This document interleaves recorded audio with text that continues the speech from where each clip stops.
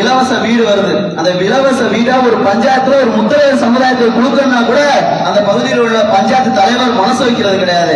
காரணம் என்னன்னா அவன் முத்திரையர். ஆனா பெரும்பான்மையாக அந்த பஞ்சாயத்துல வாக்களிக்கக்கூடிய சமூகம் இந்த முத்திரையர் சமூகம். பெரும்பான்மையாக வாக்களிக்கின்றோம், ஆனால் நமக்கான நலத்திட்டங்கள் கிடைப்பதில்லை, நமக்கான உரிமைகள் மறுக்கப்படுகிறது. இதற்கெல்லாம் காரணம் நான் மட்டும்தான்.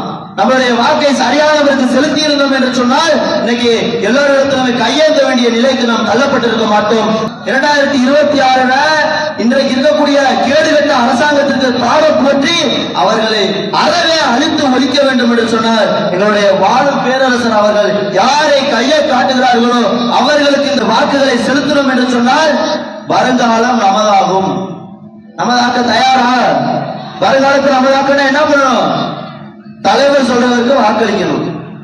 தலைவர் சொல்றவங்களுக்கு வாக்களித்தால் ஒழிய இந்த சமூகத்தை யாராலும் காப்பாற்ற முடியாது.